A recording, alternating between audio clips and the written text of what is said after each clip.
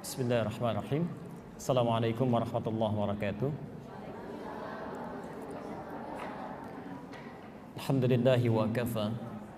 Segala puji hanya milik Allah Subhanahu wa taala, dan dengan terbiasa memuji Allah Subhanahu wa taala akan dicukupkan kepada kita berbagai nikmat yang kita butuhkan.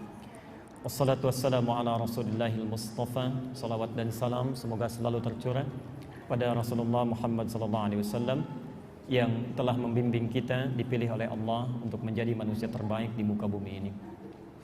Wa ala alihi, dan semoga tercurah pada seluruh keluarga besar beliau. Wa ashabihi, juga kepada seluruh sahabat-sahabat terbaiknya. Wa man tabi'ahu bi ihsanin ila yaumuddin wa man wafa, dan semoga selalu tercurah kepada seluruh umat beliau yang mengikuti Nabi hingga berakhirnya dunia ini dengan tuntunan yang telah diajarkan oleh Rasulullah sallallahu alaihi wasallam. Fa ibadallah, usi nafsi wa iyyakum bi taqwallahi faqad fazal muttaqun fala tamutunna illa wa antum muslimun. Bapak Ibu sekalian, saudara-saudariku, alhamdulillah, mari kita awali pertemuan kita di siang ini dengan bersyukur pada Allah Subhanahu wa taala. Kita masih berkenan Allah memberikan kesempatan untuk mendekat, belajar sebagian dari tuntunan agamanya. Semoga dengan investasi waktu, tenaga, dan barangkali juga acara yang seharusnya sebagian kita mungkin siangnya panas, ada yang tidur, istirahat, ada yang mungkin masih juga dengan keluarganya dan sebagainya. Bapak Ibu gunakan itu untuk belajar mendekat kepada Allah. Maka mudah-mudahan janji Allah, ini baru pertama saya sampaikan di masjid ini. Biasanya saya sampaikan janji Rasulullah, tapi di masjid ini saya sampaikan janji Allah dalam Al-Quran yang disampaikan langsung ditujukan pada para penuntut ilmu. Allah janjikan jika benar orang-orang menuntut ilmu dengan baik sesuai dengan kehendak Allah, tuntunan Rasulnya, maka dijamin langsung oleh Quran akan diangkat derajatnya. Tidak cukup dengan amin itu ya, kita nanti lihat dulu. Quran surah 58. Quran surah 58 Al-Mujadalah ayat yang ke-11. Di pertengahan ayatnya saya bacakan saja ya. Yarfa'illahu alladhina amanu minkum walladhina utul ilma darajat. Kalau ibu baca dari awal, ya ayyuhalladzina amanu, hai orang-orang yang beriman, idza qila lakum tafassahu fil majalisi ya, fafsahu yafsahillahu lakum. Kalau Bapak Ibu sedang berada di majlis, majlis itu umum sifatnya ya. Bukan hanya majlis ta'lim saja ya. Ruangan rapat itu majlis. Bertemu dengan teman-teman, kumpul di satu tempat itu majlis ya. Kalau Anda masih luang untuk space seseorang duduk ya, untuk orang lain bisa bergabung, kemudian kita luaskan, dikatakan tolong luaskan, lalu kita luaskan, maka langsung dibalas oleh Allah. Orang-orang yang suka meluaskan kelapangan bagi orang lain, yafsahillahu lakum, Allah akan lapangkan hidupnya ya. Saya ajarkan satu rumus dulu Bu ya di Quran sebelum kita mulai materi. Kata Quran, ibu suka meluaskan, melapangkan, memberi kesempatan pada orang, itu satu saat kalau kita sedang sempit, Allah akan luaskan. Ibu sedang bawa mobil ya, dalam keadaan macet, tiba-tiba ada orang buru-buru, ada ambulans misalnya. Lalu kita menepi, kita persilahkan lewat. Itu besok lusa saat kita sulit, kita akan diberikan kesempatan untuk terbuka, diberikan kelapangan. Itu rumus pertama ya. Wa idza qila lakum unshuzu fanshuzu, ini poinnya. Yarfa'illahu alladhina amanu minkum walladhina utul ilma darajat ya. Kata Allah, ada dua golongan yang akan selalu diangkat derajatnya oleh Allah Subhanahu wa taala ya. Kalau diangkat derajat itu maknanya bisa dua. Saya ulang ya. Kalau diangkat derajat itu maknanya bisa dua. Satu, makna dunia ya, diistimewakan oleh Allah. Diistimewakan. Saat orang susah dia mudah ya. Saat orang lain maaf rezekinya terhambat dia dipercepat ya.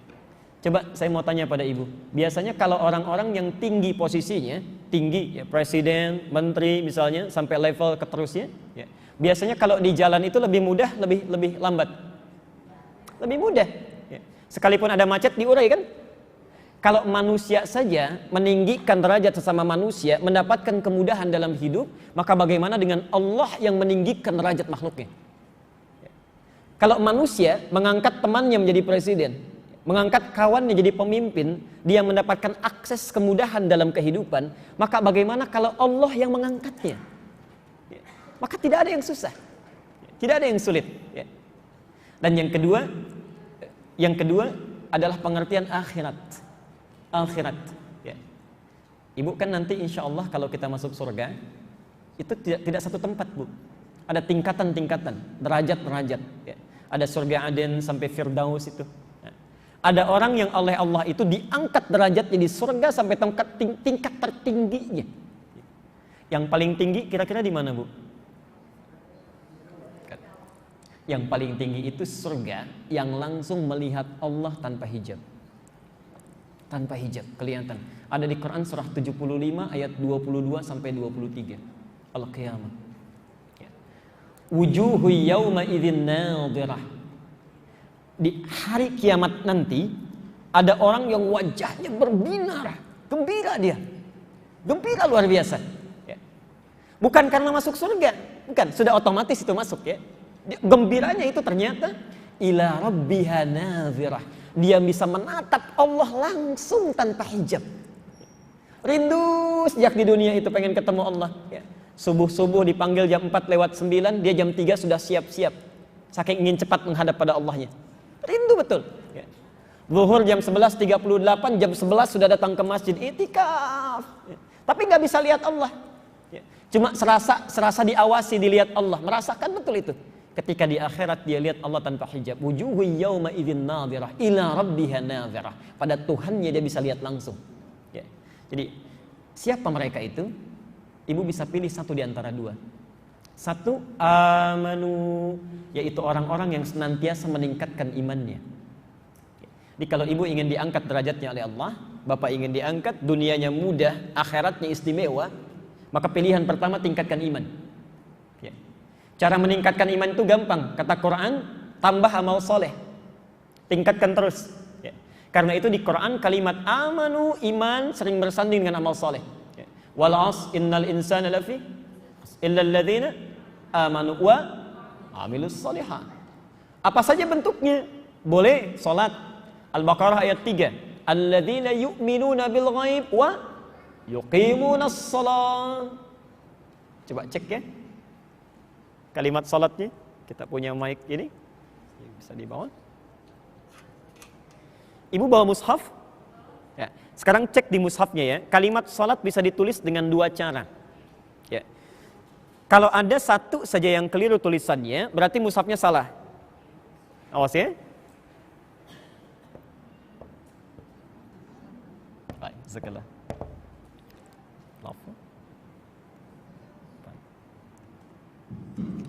Baik. Coba perhatikan sebentar, kalimat salat di Quran itu bisa ditulis dengan dua cara. Satu seperti ini, saya tuliskan salat, ya. Yang kedua yang ini, salat. Pelan-pelan. Ini kalimat pertama, ini kalimat yang kedua. Yang tertulis di mushaf yang ibu pegang sekarang, ya, atau bapak pegang, itu mesti yang kedua yang ini. Kalau tulisan di mushaf ibu yang pertama yang ini, itu berarti keliru mushafnya. Apa bedanya? Kalau yang pertama yang ini, itu hanya menunjukkan makna singular, satu makna saja. Bentuknya tunggal. Satu kali sholat ini. Tapi kalau yang ini, itu bisa menunjuk dua makna. Bisa menunjuk dua makna. Satu bisa dalam bentuk tunggal, mufrad, singular, mufrad. Yang kedua bisa berbentuk jamak, jamak plural, banyak. Karena itu kalau ibu baca Quran, belajar ilmu Al-Quran, ini bisa dibaca dengan tiga cara. Riwayat Hafiz, alladzina yu'minuna bil ghaibi wa yuqimunas shalah. Riwayat Warsh miring, alladzina yu'minuna bil ghaibi wa yuqimunas shalah, miring. Yang menarik yang ketiga, jamak, alladzina yu'minuna bil ghaibi wa yuqimunas shalawat. jama'. Perhatikan, ini uniknya bahasa Quran, ibu tidak akan temukan di kitab manapun. Kenapa ini bisa dibaca dengan tunggal dan jama'? Ya. Salat fardu itu berapa banyak? 5. Kalau 5, 1 atau banyak? Banyak. Jama' atau tunggal? Jama'. Asal katanya ditulis dalam bentuk jama' menunjukkan bahwa salat itu bukan hanya satu kali. Jelas ya? Kenapa bisa dibaca tunggal dan jama'? Karena dalam penunaiannya dianjurkan bisa berjamaah. Saya ulang, dianjurkan bisa berjamaah. Silakan. Love. Baik. Saya ikuti ya. Love. Kelihatan? Oh, baik. Kalau silo kembalikan ke mushaf masing-masing dilihat ya. Baik. Sudah?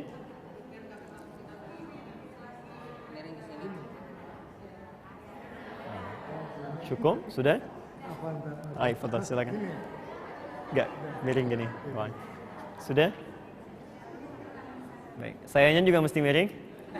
Enggak. Baik. Ayo kita kembalikan. Lihat sini. Ini bisa dibaca jama' dengan tunggal. Jama' asal tulisannya menunjuk pesan bahwa solat yang diwajibkan pada kita bukan 1-2 solat. Ada sampai 5 yang fardu. Jelas ya? Kenapa bisa dibaca tunggal? Ya. Asalnya kita dianjurkan untuk menunaikan solat, pelaksanaannya kalau bisa berjamaah. Sangat dianjurkan. Ya. Tapi kan dalam kondisi-kondisi tertentu orang tidak bisa berjamaah, boleh nggak sendirian solatnya? Karena itu bisa dibaca dengan tunggal mufrad, bisa dibaca dengan jama'.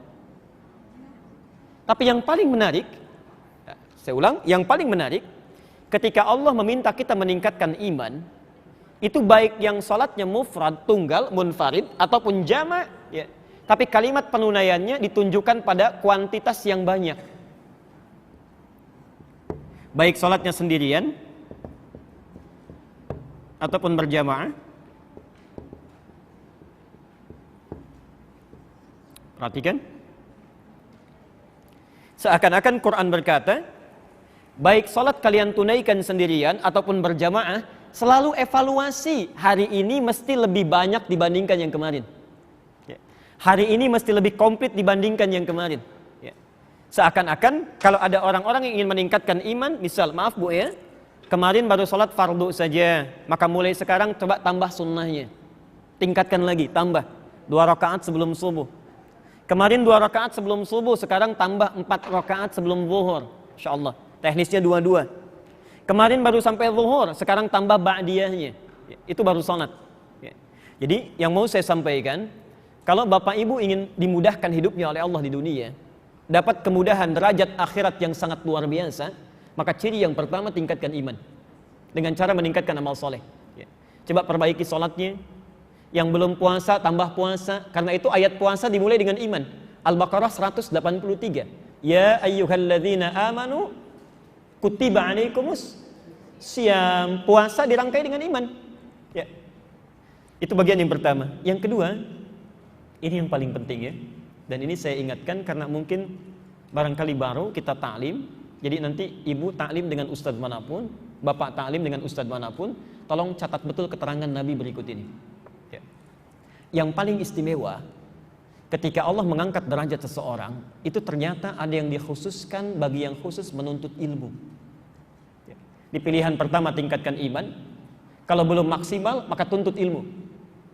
Walladzina utul ilma darajat. Saat Anda datang menuntut ilmu, kita punya pilihan, bisa istirahat, tidur, ya, bisa main, bisa macam-macam. Tapi kita memilih untuk belajar. Apa yang disediakan? Perhatikan, itu langsung diperinci oleh Nabi. Dalilnya hadis riwayat Muslim nomor hadis 1389 1389, At-Tirmidzi nomor hadis 2862, kemudian Ibnu Majah nomor hadis 219 ya. Saya bacakan hadisnya ya. Setelah ini kita tutup mukaddimahnya, kita kembalikan pada bahasan kita. Perhatikan kalimat Nabi. Man salaka tariqan yaltamisu fihi ilman, siapapun yang menyiapkan dirinya dari tempat dia tinggal menempuh jalan untuk belajar ilman itu walaupun sedikit bu, kita belajar 1 hadis saja atau 1 ayat saja, Maka perhatikan kata Rasulullah, sahhalallahu lahu tariqan ilal jannah. Yang pertama, Allah akan berikan kemudahan pada setiap langkahnya untuk meniti surga. Satu. Di orang yang menuntut ilmu nanti dengan ilmunya akan lebih mudah dia masuk ke dalam surga. Nanti kita terangkan ya, beda pahalanya orang yang beribadah dengan ilmu dengan orang yang ibadah tanpa ilmu. Di ujung hadisnya nanti ya. Dua, wa innal malaikata, dan sungguh para malaikat itu la tad'u ajnihataha, saat penuntut ilmu mulai berangkat dari rumahnya itu sudah membentangkan sayapnya ridwan li talibil ilmi, memberikan ridha bagi para penuntut ilmu. Saya informasikan yang penting Bu ya, Pak. Mohon maaf. Kalau kita sudah mau belajar dengan ustadz manapun, dimanapun, itu yakinkan pada diri kita. Kata Nabi, kalau saya yang sampaikan, Anda boleh ragu. Tapi kalau Nabi yang sampaikan, jangan ada celah untuk ragu. Kata Nabi, malaikat sedang memberikan ridhonya, membentangkan sayapnya. Ridho malaikat itu dua artinya. Dua. Satu, mengaminkan doa yang dimohonkan. Mengaminkan setiap doa yang dimohonkan. Di adabnya kalau kita sedang belajar, ikut pengajian, ikut ta'lim, ya, gak usah orang tahu, isi dengan doa, perbanyak. Ya. Barangkali ini caranya Allah memanggil bapak dan ibu, ada doa yang belum terkabulkan. Setiap malam disampaikan, belum terkabul, sekarang Allah panggil. Saking sayangnya orang belum dapat kesempatannya, kita dipanggil. Ya. Kalau Anda sudah didudukan, sudah mendengar, ada kesempatan, belum melakukan juga, itu sayang. Sayang. Ya. Yang kedua, al-istighfaru lahu, memohonkan ampunan bagi para penuntut ilmu ya. Memohonkan ampunan, ditolong isi belajar dengan siapapun, mulai berangkat sampai pulang, ustadznya belum datang, misal isi dengan doa, banyak istighfar ya. Barangkali cara itu yang terbaik untuk menggugurkan dosa kita, menambah amalan kita ya. Yang terakhir perhatikan bahasa nabinya, wa fadlul alim, dan keutamaan seorang penuntut ilmu bila mengamalkan ilmunya alal abid, dibandingkan orang ibadah tanpa ilmu. Misal ada orang sholat takbir, dia nggak tahu ilmunya, cuma ikut-ikutan saja.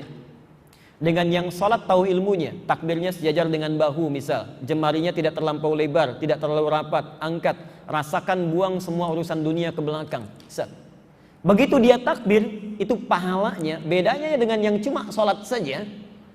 Kafadil qamari ala sa'iril kawakib, seperti keutamaan rembulan dibanding seluruh benda yang ada di langit.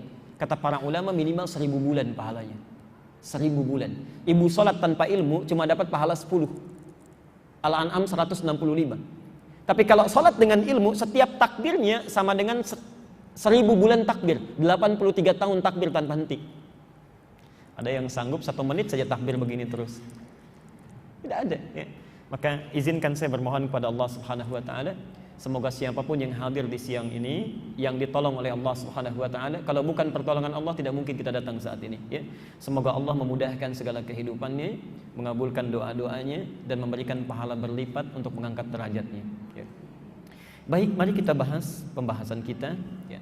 Topik yang dipilih setelah diajukan adalah tentang konsep keluarga samara dalam naungan Al-Quran dan Sunnah Rasulullah SAW. Bapak dan Ibu sekalian, persoalan keluarga ternyata kalau kita lacak dalam Al-Quran, termasuk uraian yang paling lengkap disampaikan oleh Quran. Di konsep kehidupan berkeluarga itu diantara topik yang uraiannya paling lengkap di Quran, Bu, Pak. Bahkan hebatnya, dari sebelum manusia lahir itu dituntun oleh Quran. Bagaimana caranya dapat anak yang saleh, anaknya tumbuh jadi sehat dan kuat, kemudian baik dalam ibadah, akhlaknya mulia, cerdas dalam belajarannya, sampai dia menikah, sampai dapatkan mahar, sampai jadi suami, jadi istri, jadi ayah, jadi ibu, jadi kakek, jadi nenek, sampai meninggal lagi. Itu semua ada di Quran. Saya baca cepat ya. Misal, saya baca cepat. Saat perempuan tengah mengandung ya, itu diminta oleh Quran kalau ingin anaknya soleh masih dalam kandungan ya. Quran surah ke-7 ayat 189 ya. Aturan masih dalam kandungan. Saat lahir, baru dilahirkan, usia 0 sampai 2 tahun ya. Kalau ingin daya imunnya, daya tahannya kuat, anaknya cerdas, mentalnya bagus, Al-Baqarah 233. Usia 2 tahun sampai baligh ya. Sampai balik, mulai beraktivitas, mulai ingin jalan-jalan, mulai ingin lihat, pindah Quran surah ke-31 ayat 13 sampai dengan 19. Mulai tumbuh belajar, ya, masuk sekolah, bagaimana cara belajar yang baik. Quran surah 9 ayat 122. Masya Allah, dalam pelajarannya naik, level universitas, mulai kenal, ya, lawan jenisnya, ingin ta'aruf, ingin menikah. Aturannya seperti apa? Al-Hujurat ayat ke-13. Mulai serius ingin melamar, Masya Allah, An-Nisa ayat ke-4. Pernikahannya, Ar-Rum ayat ke-21. Jadi suami ingin suami yang baik, An-Nisa ayat 19. Istri yang baik, An-Nisa ayat 34. Suami mulai bekerja, mencari nafkah, diatur lagi, Al-Baqarah 168. Kalau kerjanya ingin mudah, nggak pengen susah, datang lagi rizkinya, Al-Baqarah 172. Kalau ingin paling singkat, belum bekerja, sudah datang rizkinya, Al-A'raf ayat 96. Masya Allah. Sampai punya anak lagi, usia 40 tahun masih ada orang tuanya, Al-Ahqaf ayat ke-15. Bagaimana berbaktinya, Al-Isra ayat ke-23. Tuh, sampai bingung nyatetnya itu. Ada semuanya. Ada semuanya. Karena itu, maksud saya, kita akan keluarkan tuntunan ini, ya, supaya menjadikan kehidupan kita lebih nyaman, mudah, dan enak untuk dilalui. Mohon maaf sebesar-besarnya. Kenapa seringkali dalam keluarga banyak persoalan? Karena kita tidak pelajari petunjuknya. Saya kalau tidak punya petanya, alamatnya ke sini, tentunya akan sulit untuk sampai. Ini handphone, kalau tidak dibuat petunjuknya, lalu kita otak-atik, kita gunakan, tentunya akan sulit menggunakan, bahkan rusak alatnya. Kalau yang singkat saja butuh petunjuk, maka bagaimana dengan yang kompleks kehidupan kita? Maka kita butuh panduan, petunjuk. Karena itulah Allah turunkan Quran disebut sebagai petunjuk yang kompleks, yang lengkap. Kalau petunjuk cuma satu saja, sederhana saja, namanya hidayah. Tapi kalau petunjuknya lengkap dari awal sampai akhir, itu disebut dengan hudan. Al-Baqarah 185. Syahrul Ramadan alladzi unzila fihil Quran hudan linnas. Di bulan Ramadan Allah turunkan Quran, apa fungsinya? Hudan. Jadi petunjuk bagi setiap seluruh kehidupan manusia.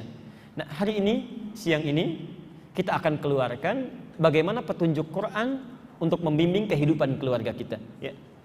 Bapak maafkan saya Pak ya. Coba dicek. Barangkali sudah belasan tahun, puluhan tahun jadi ayah, sudahkah kita menjadi ayah yang baik? Bukan menurut kita, menurut Quran. Jangan-jangan menurut kita sudah baik, menurut Quran belum. Ibu sudah belasan tahun, mungkin puluhan tahun jadi ibu, tanyakan, sudahkah kita menjadi ibu yang baik? Menurut Quran. Ya, mari kita lihat, uraiannya kita percepat karena waktu kita terbatas. Yang pertama, karena bahasan kita tentang keluarga, kita akan cek dulu, ya, apa itu artinya keluarga.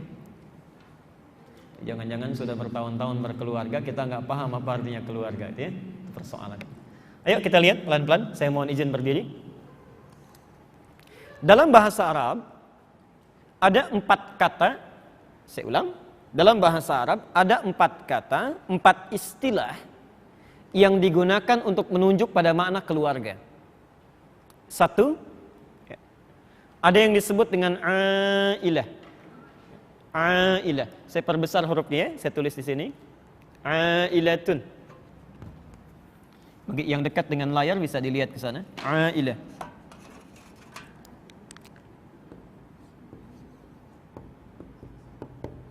Kelihatan Bu?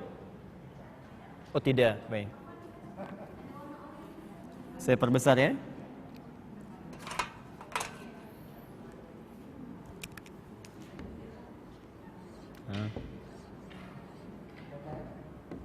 Kelihatan Bu?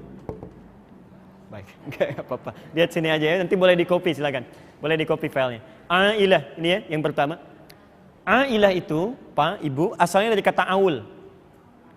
Aul itu artinya meningkat, mendorong, meninggi. Itu aul, ya. Mendorong, meninggi. Ya. Kenapa keluarga disebut dengan ailah? Nama yang pertama, seakan-akan melukiskan pesan kepada kita. Maaf, kalau seseorang sudah berkeluarga, itu nggak boleh egois. Tidak bisa hidup sendiri-sendiri. Ya. Harus saling dorong. Ya. Ayo, dorong, angkat, sehingga semua meninggi dalam kebaikan. Ya. Maaf ya, jangan-jangan Anda datang ke sini dalam keadaan sehat. Mungkin ada sebagian keluarganya sedang sakit, belum sempat ditengok. Ada saat ekonomi kita sudah mapan, bagus, barangkali ada keponakannya justru belum bisa sekolah. Nah, dalam urusan dunia saja, perhatikan, dalam naungan Quran dan Sunnah digambarkan kenapa disebut dengan ailah, seakan-akan ada pesan. Kalau seseorang sudah berkeluarga, jangan hidup sendirian. Bantu satu dengan yang lainnya. Kalau dalam urusan dunia saja kita harus saling tolong, maka perhatikan kalimat Qurannya, apalagi dalam urusan akhirat. Dalam urusan akhirat. Al-Maidah ayat yang kedua. Dalilnya Quran surah ke-5 ayat yang kedua. Wa ta'awanu 'alal birri wat taqwa wa la ta'awanu 'alal itsmi wal udwan. Termasuk dalam urusan akhirat. Dalam salatnya itu kita ailah, mesti saling tolong. Contoh, mohon maaf. Ini saya gambarkan ilustrasi saja ya. Bapak yang pergi ke masjid nih. Di rumah misalnya ada 3 anak laki-laki, ada cucu 1. Apakah saat bapak ke masjid itu sudah pernah menolong anaknya, cucunya, kerabatnya untuk sama-sama ikut berjamaah? Ayo dorong, ayo tingkatkan. Kadang-kadang unik sudah berkeluarga tapi hidupnya masing-masing. Surga itu terlalu luas untuk kita sendirian. Ibu juga sama. Apakah saat taklim saat ini datang, ada anak perempuannya, ada kerabat perempuannya, bahkan ada tetangga di samping kita. Minimal, sudahkah kita doakan teman-teman kita untuk sama-sama bergabung, meningkat dalam kebaikan? Kita dorong mereka. Dibandingkan kita cela, untuk apa? Saat ibu doakan, seseorang didoakan dalam kebaikan, lalu dia ikuti, itu dapat pahalanya, Bu. Contoh, hadis Muslim nomor hadis 1893. Ini kaidah ya. Man dalla ala khairin, siapa yang menunjukkan pada kebaikan, tunjukkan saja. Falahu ajruhu misla ajri fa'ilihi. Dia akan dapat pahala yang sama dengan yang mengerjakannya. Min ghairi an yanqusa min adhi syai', tanpa dikurangi sedikit pun. Ya. Jadi kalau ibu misalnya tunjukkan kawan nih, ada taklim hari ini. Si fulan yang ngasih materinya, dibuat di status di BB. Ya. Itu begitu dilihat oleh orang lain, lalu dia ikut taklim. Setiap orang datang taklim, ibu dapat pahalanya. Qadarullah kita ada hambatan, kita nggak bisa datang, tapi 10 orang datang, kita dapat pahala dari 10 orang itu. 10 orang itu tanpa dikurangi sedikit pun. Kalau gitu besok saya tulis status aja ya, nggak usah datang. Nah, itu pemikiran yang keliru. Ya. Coba daripada menulis yang sia-sia ya, kan bisa tuh di BB, di WhatsApp tulis waktu sholat untuk Kelapa Gading, subuh jam sekian, duhur jam sekian, asar jam sekian, sampai isya jam sekian. Masya Allah, orang lihat, ingat dia, saya belum sholat, lalu dia sholat, kita dapat pahalanya. Dapat pahalanya. Daripada nulis yang tidak ada tidak berarti ya, nggak banyak maknanya. Aduh, hari ini panas sekali, emang kenapa gitu ya? Sama panas juga itu. Nah, ini satu, ailah. Nah, kalau ibu saling menolong, saling bantu, itu derajatnya di akhirat akan diangkat oleh Allah. Misal, bapak bangun malam tahajud, ingatkan istrinya untuk bangun, sholat juga. Hari ini Senin puasa, dibangunkan keluarga, yuk sahur juga, Masya Allah. Itu ternyata berdampak saat di akhirat nanti. Keluarga yang seperti itu dijamin langsung oleh Quran, dikumpulkan di satu tempat di surga. Jadi hati-hati Bu ya, saya lihat itu ada anak, ada cucu yang lucu-lucu ya. Maaf, jumpa lagi nggak di akhirat? Bertemu kembali tidak? Nah, perhatikan janji Allah di Quran. Quran surah 52 ayat 21. Quran surah 52 ayat 21. Walladzina amanu, dan para orang tua yang beriman itu, ayahnya beriman, ibunya beriman, saleh, ya, Masya Allah. Wattaba'athum dzurriyyatuhum biimanin, lalu diikuti oleh anak cucunya semua beriman. Ya. Didorong, disiapkan. Ayahnya ke masjid, anak diajak. Ibunya ngaji, anaknya diingatkan. Masya Allah, saling kompak, saling dorong. Ailah, alhaqna bihim dzurriyyatahum. Kami akan kumpulkan mereka di satu tempat di surga. Di surga. Tapi ayatnya nggak berhenti di situ. Ya. Karena perhatikan, iman tidak bisa diwariskan. Bapaknya bukan hanya ustadz, nabi, rasul, anaknya ingkar, nggak ketemu. Ya. Nuh itu nabi, rasul, anaknya ingkar, tidak berjumpa. Tidak berjumpa. Hati-hati, karena di akhirat nanti ada orang tua yang ke neraka, anak ke surga. Sebaliknya, ada anak yang ke surga, orang tua ke neraka, atau orang tuanya ke surga, anak ke neraka.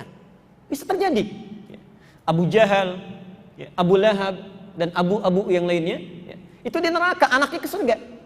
Anaknya Abu Jahal itu Ikrimah. Orang paling berani berjihad di medan perang, membela Rasulullah, itu meninggalnya syahid, surga jaminannya. Anaknya Abu Jahal, tidak bertemu dengan ayahnya. Sebaliknya, Nuh itu nabi. Bapaknya masuk surga, Masya Allah, anaknya terpisah. Bahkan kata Quran, innahu laysa min ahlik, dia bukan keluargamu. Bukan keluargamu, kata Quran. Karena itu siapkan Bapak Ibu sekalian, ayo jadilah ailah. Saling dorong, saling topang. Hati-hati, kita sering mengingatkan orang lain, keluarga sendiri tidak pernah dilirik. Satu. Kedua, disebut dengan usrah. Usrah. Usrah itu asalnya dari kata sirrun, sir. Ada sholat sir ya? Sholat sir, sholat jahr. Barusan zuhur sholat sir. Sir itu artinya rahasia. Rahasia, sesuatu yang dijaga. Maaf, kalau rahasia itu boleh kedengaran orang enggak? Kalau rahasia boleh kedengaran orang enggak? Enggak ya? Makanya sholat zuhur, asar, kenapa disebut sholat sir? Sholat yang rahasia. Rahasia itu kalaupun diucapkan orang jangan dengar, kita aja yang dengar. Ya. Makanya sholat zuhur, asar disebut dengan sir, bukan sholat yang pelan bacaannya, bukan. Ya. Sholat yang saking mesti dijaganya, jangan sampai terdengar orang bacaan kita. Seperti kita menjaga rahasia. Itu poinnya. Ya. Nah, kalau seseorang sudah berkeluarga, suami bertemu dengan istri, ada anak-anak, kumpulannya disebut dengan bahasa yang kedua dengan usrah. Dari kata sirrun, seakan-akan ada isyarat, maaf, kalau seseorang sudah berkeluarga, akan ada rahasia di rumah tangga yang tidak boleh terbuka keluar. Sekalipun cerita, cuma kita aja yang dengar. Jangan tetangga dengar. Hati-hati. Kata Nabi, kejadian di malam hari, siang gak boleh terbuka. Kejadian siang hari, malam tidak boleh diingat-ingat lagi. Jadi kalau sudah seseorang berumah tangga, jangan sampai muncul rahasia di rumah tangga terbuka keluar. Ya. Saya tunjukkan rumah Nabi ya, saya percepat dulu. Saya tunjukkan rumah Nabi, nanti kita kembalikan ke dalil Qurannya.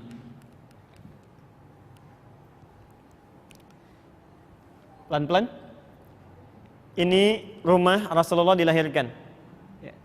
Nanti saya perjelas. Ya. Ini barangkali karena cahayanya terang ya, nggak terlalu kelihatan. Ini petanya lihat. Ibu kalau umrah atau haji, ya, saya berdoa kepada Allah, mudah-mudahan yang belum bisa segera berangkat, dan yang sudah insya Allah bisa kembali lagi. Ya. Ini kalau dari Zamzam, ini Zamzam. Ya, ini Zamzam, Hotel Zamzam. Ke sampingnya sekitar 10 meter, ini ada bukit ya, ada gunung. Ini disebut dengan Jabal Qubais. Ya. Jabal Qubais itu dari sejak zaman jahiliyah, zamannya Nabi, itu simbol kebesaran. Ya. Jadi kalau raja, pimpinan atau ingin menyampaikan informasi itu mesti naik ke sini. Ya. Karena itu sampai sekarang jadi simbol kebesaran. Istana raja dibangun di atas Jabal Qubais. Yang bawah ini ada tiang listrik kelihatan? Ada tiang listrik satu. Ya. Ini sampingnya ada lagi yang kecil tiang listriknya. Ini rumahnya Abu Jahal. Ya, rumahnya Abu Jahal dulu. Ya. Kita geser sedikit ke sini. Sekitar 50-70 meter. Ini rumahnya Rasulullah dilahirkan. Nabi lahirnya di sini. Sampai sekarang rumahnya masih ada ya. Cuma maaf disamarkan bentuknya jadi perpustakaan yang warnanya krem. Ya, warnanya krem. Sampingnya ada tempat ngambil air Zam-Zam. Ya. Ini kami yang ambil langsung fotonya. Itu Masya Allah ternyata rumah Nabi itu tepat di atasnya ada bukit tempat terbitnya matahari. Jadi kalau matahari terbit di atas rumah Nabi, dan kalau rembulan berada tepat di tempatnya, di porosnya, itu pun di atas rumah Nabi. Di siang malam rumah beliau itu kena cahaya. Ya. Setelah menikah dengan Sayyidah Khadijah, ini yang mau saya sampaikan. Setelah menikah dengan Sayyidah Khadijah, pindah ke sebelah sini arahnya. Ya. Di depan Bukit Marwah. Jadi kalau sa'i dari Safa ke Marwah, kita keluar dari pintu Marwah, itu rumahnya Rasulullah saat berumah tangga dengan Khadijah. Ya. Desain rumahnya ini. Ini gambar rumahnya. Ya.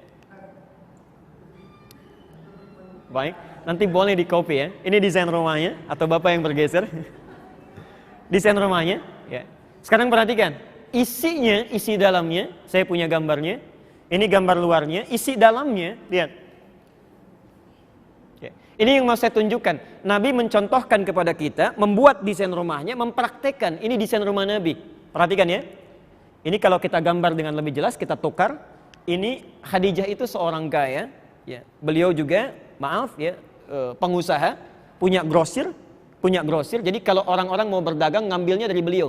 Ya. Termasuk Rasulullah saat usia 9 tahun kan berdagang dengan pamannya Abu Thalib, itu ngambil barang dagangan dari tempatnya Sayyidah Khadijah. Itu dibuat pusat grosirnya di sini. Setelah menikah dengan Rasulullah, lihat desain rumahnya. Ini kamar Nabi. Yang sebelah pojok, ya. Yang ujung sebelah sana, ini kamar Nabi dengan Khadijah. Beliau membuat musalla di luar kamarnya di sini. Ini musallanya. Yang menarik, saat menikah dengan Khadijah, lahir Fatimah, dilahirkan Fatimah, ternyata beliau membuat kamar baru tempat lahirnya Fatimah. Di sini tempatnya. Di ketika Fatimah lahiran, itu lahirannya bukan di kamar Khadijah dengan Rasulullah, tidak. Dipindahkan, dibuat kamar baru. Sekarang saya mau tanya, perhatikan. Rahasia terbesar suami istri ada di mana? Di kamarnya. Di kamarnya. Maka Nabi mempraktekkan jangan sampai tempatnya pun diketahui oleh orang lain, sehingga dengan itu menimbulkan, menyebarnya berita-berita yang tidak baik dari rahasia rumah tangga. Nabi desain rumah pun sudah dijaga. Sudah dijaga. Kadang-kadang ibu lupa ta'lim di rumah kan, sesama teman-teman. Lalu ketika mau wudu, yang satu macet airnya, sudah di kamar saya saja. Itu begitu masuk, memang judulnya air, tapi panah setan kan masuk kemana-mana. Duh, nggak nyangka ya, ternyata kasurnya pink warnanya. Mulai keluar foto, bikin status. Ini repot. Ini ya. Hati-hati, kalau sudah berumah tangga, maka rahasia di rumah tangga nggak boleh terbuka keluar. Termasuk, perhatikan, ini yang paling menarik. Zaman jahiliyah kan serba kelihatan ya. Serba kelihatan, serba nampak, serba urakan. Cuma rumah Nabi dengan Sayyidah Khadijah, yang desain rumahnya memberikan batas. Ini ruangan beliau dengan keluarga. Ingin dibuat jarak, jadi anak-anak mainnya di sini, ya. Kamarnya di sini, ini musallanya. Tapi ketika ada tamu, ditempatkan di ruang yang penuh hijab, sehingga ketika tamu masuk tidak bisa langsung melihat keadaan orang-orang di dalam rumah, ya. Tidak melihat istrinya tidak menggunakan hijab, tidak melihat anak perempuannya, jadi nggak kelihatan langsung, sehingga terputus di situ. Bagaimana Nabi mendesain rumah saja, ya, dilihat keadaannya supaya orang-orang tidak menyebarkan rahasia rumah tangga keluar. Ya, jelas sampai sini? Usrah. Saya agak terlambat. Buka Quran surah keempat ayat 34 An-Nisa. Saya akan lambatkan sedikit karena di sini inti bahasannya.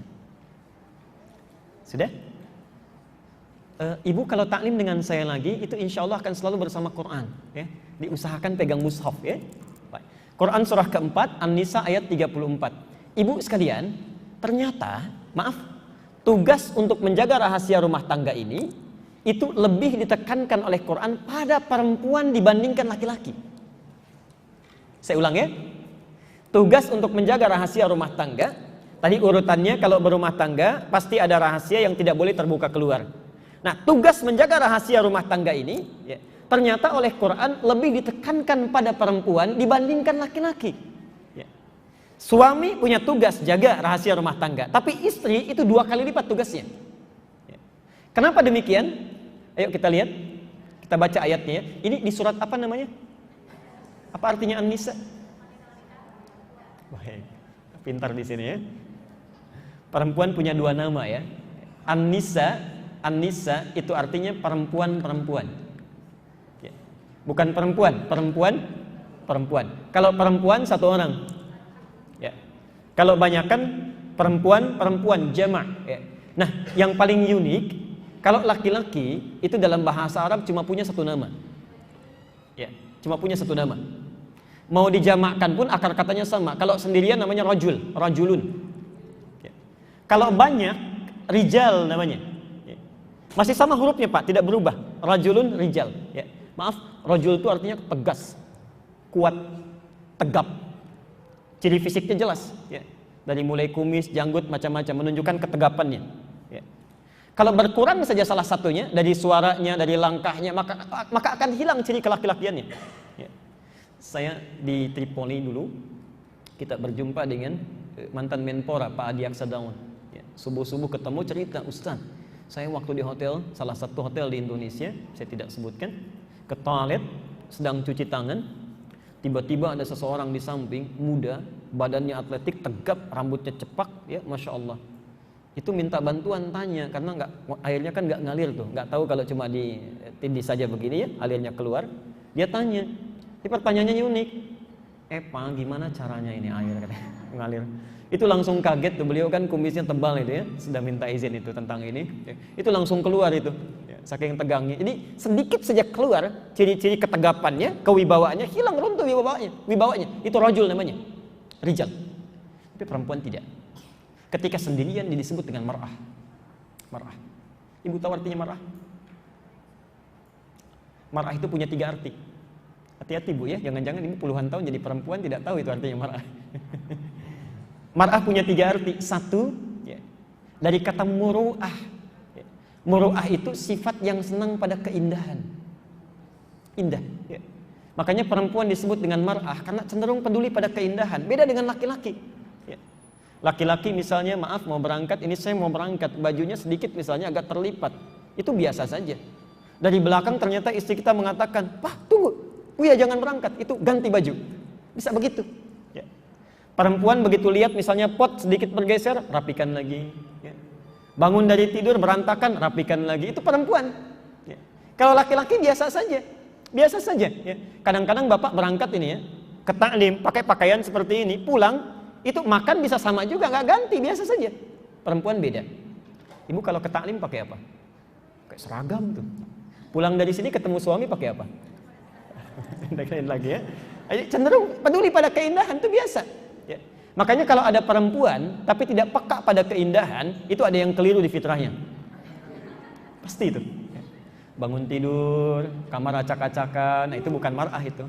Ya. Hati-hati ya, pelan-pelan. Kedua, muru'ah itu sifat yang senang terhormat, tampil terhormat. Selalu muncul. Ya. Ngantar anak ke sekolah, temennya bilang, "Jeng, alhamdulillah saya anaknya ranking 1. Oh ya, saya juga ranking setengah." Naik. Gak mau kalah, naik terus gitu ya. Tampil. Dia yang satu bawa A, yang lainnya pengen naik. Itu biasa, wajar Bu. Biasa, naik ya. Yang ketiga ini yang paling penting. Bapak mesti hati-hati. Perempuan itu disebut dengan mar'ah dari kata muru'ah, yang punya sensitivitas yang dalam. Rasa yang dalam. Ini bedanya dengan laki-laki, perempuan tuh lebih sensitif, kata Quran ya. Ibu lebih tahu. Makanya orang Arab punya peribahasa, al-mar'atu kal mir'ah. Ya. Mar'ah tulisan sama dengan mir'ah, cuma beda baca. Ya. Al-mar'atu perempuan itu kal mir'ah, seperti cermin. Ibu tahu cermin ya?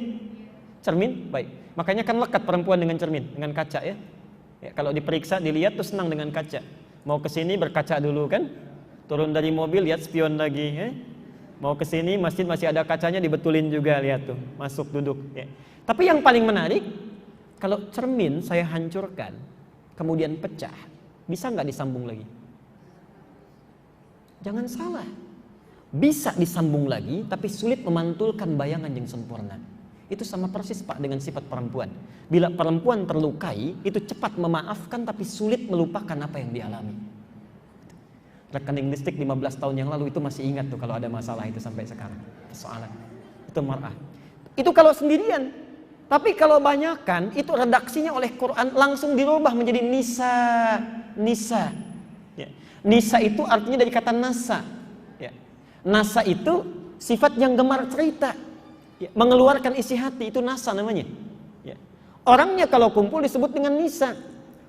Kenapa perempuan kalau banyakan disebut dengan nisa? Seakan-akan memberikan isyarat perempuan itu sependiam apapun kalau sedang sendirian, kalau ngumpul dengan teman-temannya bisa cerita, bisa ngobrol. Kadang-kadang lupa yang dibicarakan itu hal yang tidak boleh terbuka. Awalnya sih bagus, mau taklim bertemu, ibu apa kabar, ukhti apa kabar, alhamdulillah baik ya. Keluarga bagaimana, sehat, suami, nah di situ justru masalahnya. Nah, lalu disambut tuh, iya saya juga begitu ya. Tuh muncul. Nah, ini persoalan. Awalnya sih masuknya nggak biasa saja gitu. Itu nisa. Ya. Dulu pernah ada penelitian, saya dapat itu hasilnya, untuk membuktikan beda laki-laki dengan perempuan. 2 orang suami istri ditanya, pertanyaan yang sama. Laki-laki ditanya, dari mana Pak? Dari pasar. Selesai, singkat.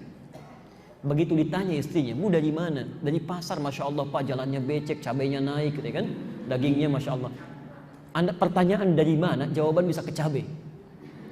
Ini poin ya, poin. Yang paling menarik, sekarang lihat ayatnya, kita masukkan ke ayat. Fassolihatu, ciri istri yang salihah itu.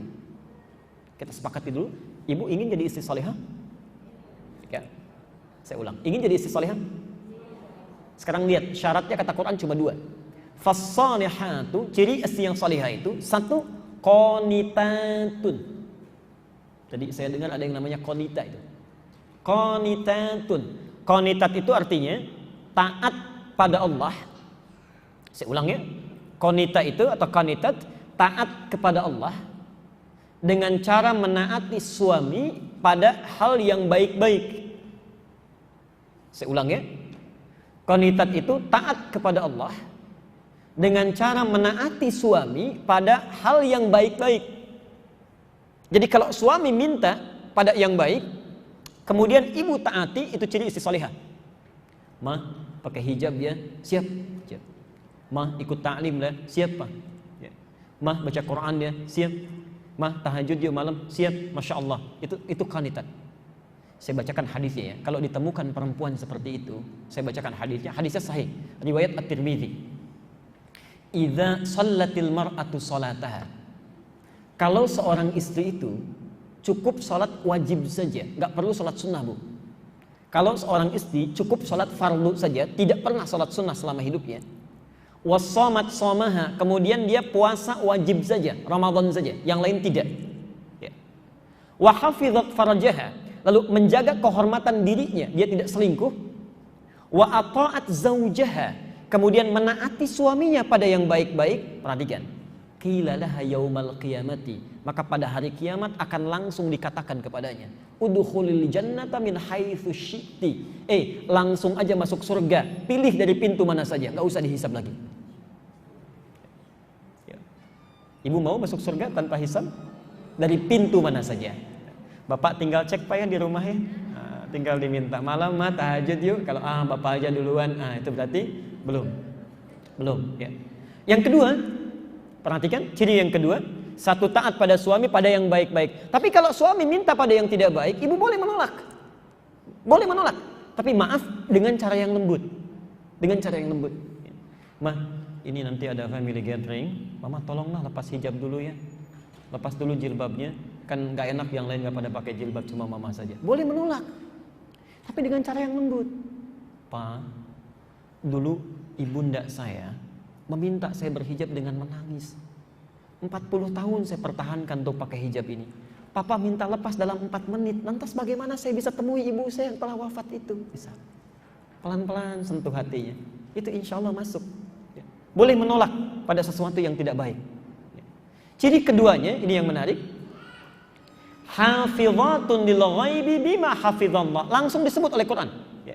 Setelah taat pada suami pada yang baik-baik, kata Quran, hafizatun lil ghaibi. Ciri istri salihah itu dia menjaga nama baik suami dan keluarganya, ya.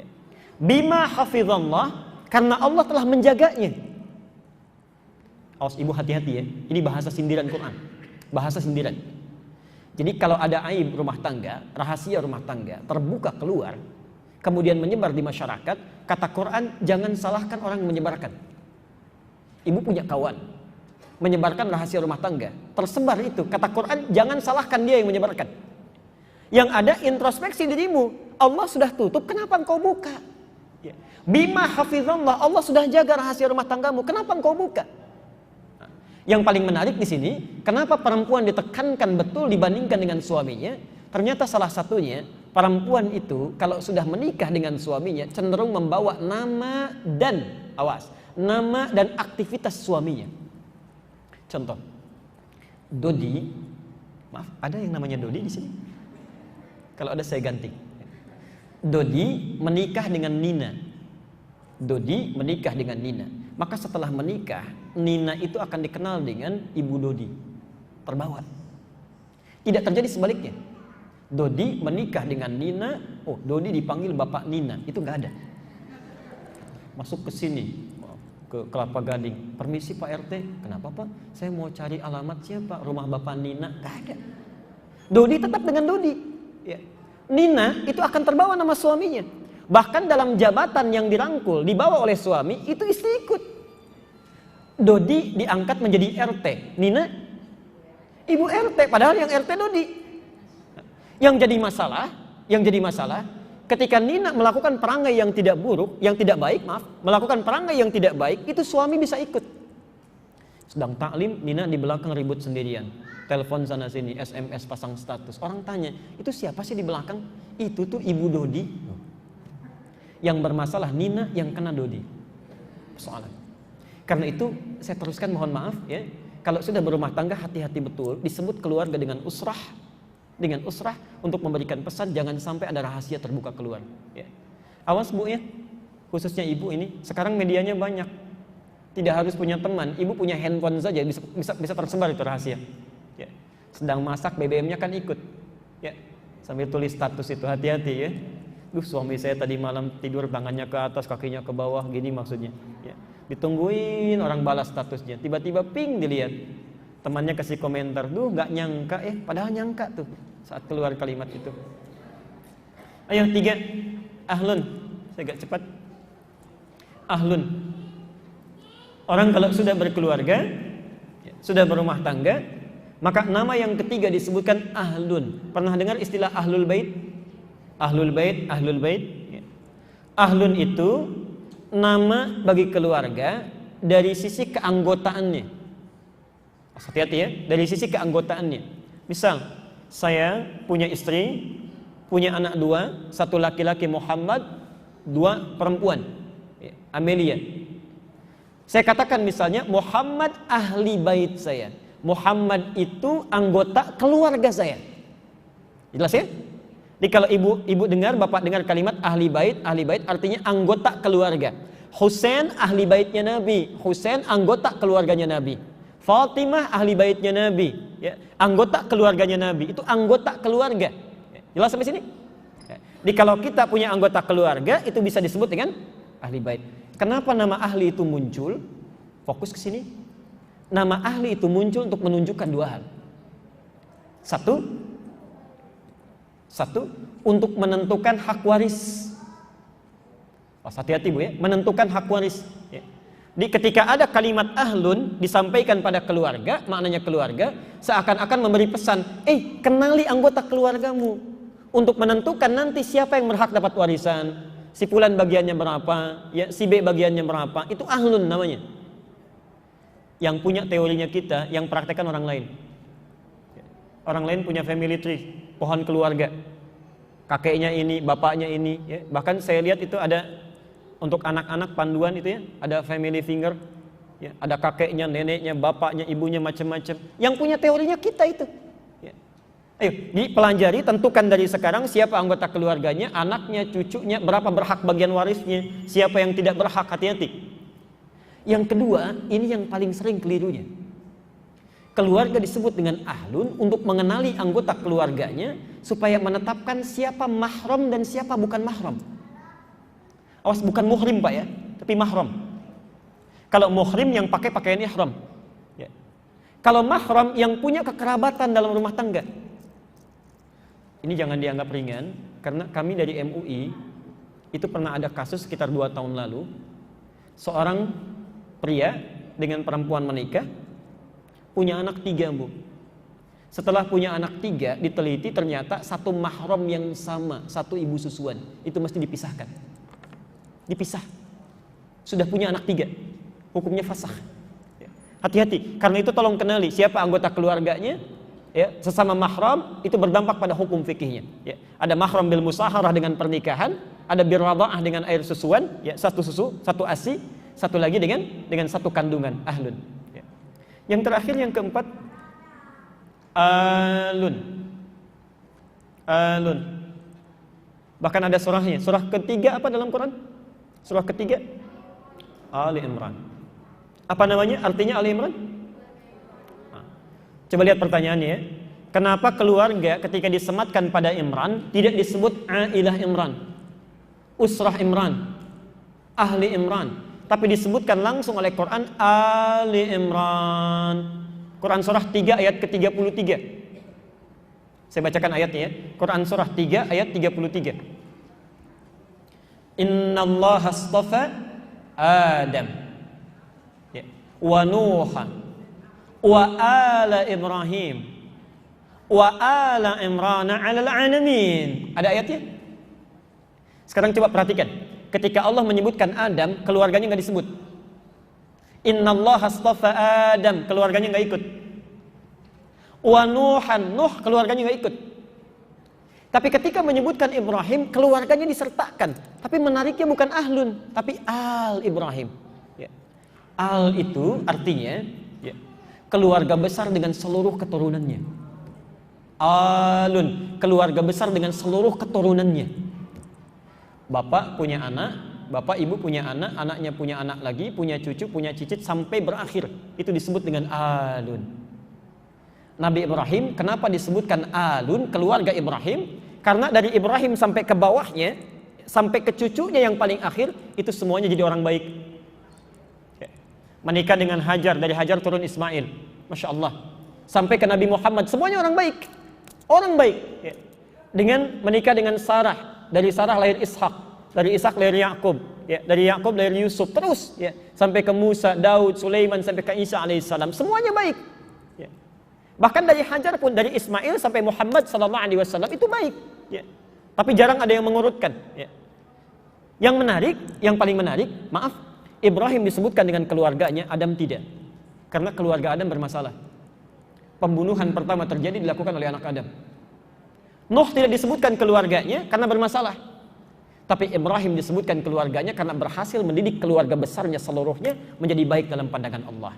Maksudnya, kenapa nama keempat disebut dengan alun? Kalau ibu ingin semua keluarganya, anaknya, cucunya, keturunannya semua baik dalam pandangan Allah, maka pelajari pola hidup Ibrahim alaihissalam. Ibrahim Nabi bukan? Rasul bukan? Wajar kalau baik ya? Kita Nabi bukan? Rasul bukan? Bukan. Mungkin nggak seperti Ibrahim? Keluarganya semuanya soleh, mungkin nggak? Mungkin. Karena ada yang pernah melakukannya, pernah menirunya, mengambil manhajnya, mempraktekkan, dan terjadi itu. Bukan Nabi, bukan Rasul. Karena itu dihadirkan contoh yang keempat oleh Quran, supaya tidak ada orang yang mengelak, ya Allah itu kan Nabi Rasul. Ini ada orang bukan Nabi, bukan Rasul, berhasil mendidik keluarganya semuanya jadi baik. Namanya Imran. Imran bukan Nabi, bukan Rasul, punya istri namanya Hannah, dipelajari jalan kehidupannya Ibrahim, dilakukan dalam kehidupan. Punya anak perempuan Maryam salehah. Maryam punya anak Isa soleh. Semuanya soleh. Karena itu kalau ibu menginginkan, bapak menginginkan keluarganya semuanya soleh, maka pelajari surah Ali Imran ayat 1 sampai 200. 1 sampai 200. Masya Allah. Itu yang paling lengkap ya. Jadi dimulai dari keluarga Ibrahim, diteladani oleh Imran, dan kita diminta untuk menirunya. Dan puncaknya Nabi Muhammad nanti. Makanya Nabi Muhammad itu, maaf ya, itu lahir bapaknya tidak ada. Tapi ini mewakili ailah keseluruhannya. Ailah, usrah, ahlun, dengan yang terakhir alun. Itu semuanya ada pada diri Nabi. Kita lihat misal, Nabi lahir ayahnya ada tidak? Tidak ada. Usia kandungan 2 bulan, maaf, ayahnya sudah meninggal dunia. Tapi ketika lahir, untuk menetapkan mukjizat Rasulullah, itu nasabnya dijadikan jelas oleh Allah. Nyambung dari beliau sampai Adam. Kita bandingkan dengan kita nanti ya. Nabi Muhammad lahir, bapaknya tidak ada, usia 6 tahun ibunya meninggal dunia, tapi keturunannya jelas sampai Adam alaihissalam. Untuk menunjukkan bahwa mukjizat Nabi, Rasul bukan orang biasa. Ya kita lacak ya. Muhammad bin Abdullah bin Abdul Muttalib bin Hashim bin Abdul Manaf bin Qusay bin Murrah bin Kilab bin Ka'ab bin Ghalib bin Fihr bin Malik bin Nadar bin Kinana bin Khuzaimah bin Mudrikah bin Ilyas alaihissalam bin Nizar bin Mudar bin Ma'ad bin Adnan bin Addi bin Adri bin Muqawwam bin Nahur bin Tarikh bin Ya'rub bin Yasjub bin Nabit bin Ismail alaihissalam bin Ibrahim alaihissalam bin Azar atau bin Nahur bin Abir bin Kinan bin Arfakhshad bin Sam bin Nuh alaihissalam bin Mihlail bin Matushalah bin Kinan bin Anwas bin Tis bin Adam alaihissalam. Ya, Nabi Muhammad sallallahu alaihi wasallam lahir tanpa ayah, nasabnya jelas sampai Adam. Nyambung. Ayo kita 5 aja sebutkan kakeknya. Jangan-jangan nggak jelas semua ini, nggak nyambung. Ayo kita teruskan dulu. Jadi ini poinnya, saya berhenti dulu di sini pelan-pelan. Kalau kita ingin mempelajari bagaimana naungan Quran dan Sunnah membentuk keluarga yang baik, maka kata Quran kenali dulu mana keluarga. 1, maaf kita praktekkan ya. pulang dari sini kita ailah. Jangan ada lagi kalau sholat ibu sholat sendirian, bapak sholat sendirian, dorong yang lain, bantu. Ya. Saya suka agak cerewet mengatakan, di rumah itu ada 3 ruangan, 4 kamar bahkan. Tapi kenapa sih kalau sholat suka sendirian? Ibu di kamar A, anaknya di kamar B, cucunya di kamar C. Kenapa nggak ngumpul di satu tempat sholat di situ? Kan saling melengkapi itu, kehilangan 26 derajat itu, Bu. Ya. Awas, kita kenal hadisnya, salatul jamaati afdalu min salatil faradi bi 27 darajah. Salat berjamaah lebih utama dibandingkan salat. Berapa pahalanya? Itu salat, itu hadis tidak ada kaitannya dengan masjid, Bu. Pak, nggak ada kaitannya. Hadis masjid itu hadis yang lain. Anda salat dimanapun, mau di rumah, di kantor, di ruangan, kalau berjamaah dapat 27 derajat. Tapi kalau kita memilih sendirian, kehilangan 26 derajat. Karena itu mari kita praktikkan. Pulang ke rumah, ayo kita saling dorong, bantu ailah. Ya. Kedua, usrah. Ya, usrah. Tutupi aib masing-masing. Ya. Kemudian sempurnakan rahasia di rumah tangga. Dan yang ketiga, ahlun. Hati-hati, kenali anggota keluarga. Jangan-jangan pulang dari sini kita nggak kenal ini keponakannya, ini kerabatnya, ini yang harus dibantu. Hati-hati. Ya. Yang terakhir, alun. Kalau sudah ketahuan keseluruhannya, maka mari kita sama-sama memperbaiki diri supaya seluruhnya baik, bertemu kembali di surga. Pertanyaannya, bagaimana caranya? Ya, maka muncullah Quran, konsep surah ke-30 ayat ke-21. Ini bahasan intinya. Kita baru mulai ini ya. Baik. Ibu ingin jadi ailah yang baik, itu tidak mudah. Ingin punya ahlun yang baik, tidak mudah. Ingin jadi usrah yang baik, tidak mudah. Apalagi ingin jadi al, itu tidak mudah. Sekarang kita bertanya pada Quran, ya Allah, bagaimana caranya ingin seperti tadi? Ya. Maka diturunkan konsep di Quran surah ke-30 ayat 21. Konsep ini yang kemudian dikenal dengan kata samara. Ya. Sakinah, mawaddah, dan rahmah. Baik. Maaf, sebentar. Kita sampai jam berapa nanti? Sebelum asar. Sebelum asar. Asarnya jam 14:50. Saya berhenti di 20 menit ke depan. Setelah itu kalau Bapak Ibu ingin tanya, saya persilahkan ya. Kita berdialog sampai selesai waktunya. Kalau tidak ada yang tanya, kemudian saya teruskan dulu. Ya. Kalau ada yang bertanya menuliskan, silahkan dituliskan dari sekarang. Ada 2 tipe. Satu terkait dengan topik, yang kedua boleh di luar topik. Ya. Ayo kita mulai. 1. Kita mulai dengan dulu, mawaddah. Sakinah belakangan, itu paling gampang. Ya. Apa itu mawaddah? Sering diucapkan tapi tidak mudah untuk mempraktekannya. Ya. Mawaddah itu asalnya dari kata maddah. Maddah. Sesuatu yang terkait dengan hal fisik, materi. Fisik, materi. Uang itu maddah. Handphone itu maddah. Tampilan fisik itu maddah. Cara jalan, cara bicara, fisikal sifatnya. Kata Quran, kalau cinta, kehidupan keluarga ingin langgeng seperti konsep tadi, saling bantu, saling tolong, saling mengayomi, maka yang pertama bisa diwujudkan itu maddah dulu. Maddah. Ya. Sesuatu yang terkait dengan fisik. Kalau sifat fisik ini ingin dibentuk, dimaknai dalam bentuk perhatian, cinta, maka berubah namanya dari maddah menjadi mawaddah. Ya. Di mawaddah itu rasa cinta yang lahir dari perhatian fisik, materi. Ya.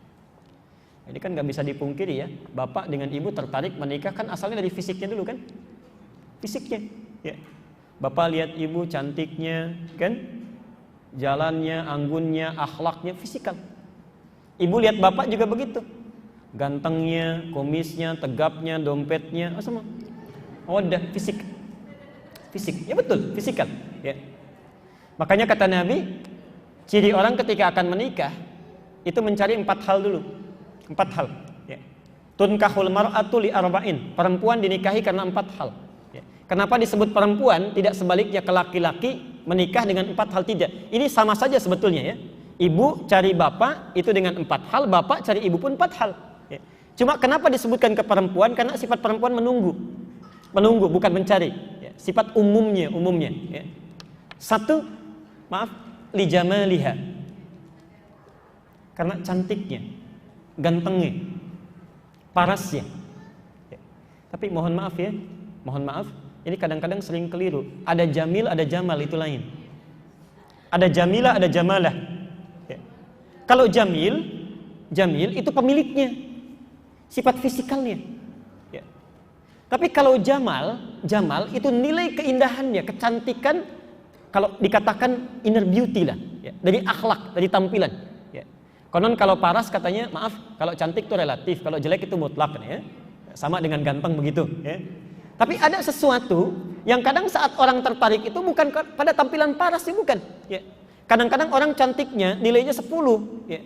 Tapi cerewetnya misalnya 11, kan gak enak juga itu. Ya. Saya beri contoh begini. Ibu Sayyidah Khadijah dengan Zainab cantik mana? Udah pernah lihat? Why? Coba lihat Zainab dengan Khadijah cantik mana, Pak? Perhatikan ya. Zainab itu dalam riwayat disebutkan kalau dilihat itu mata sulit berkedip, wajah sukar berpaling. Saking cantiknya, Pak.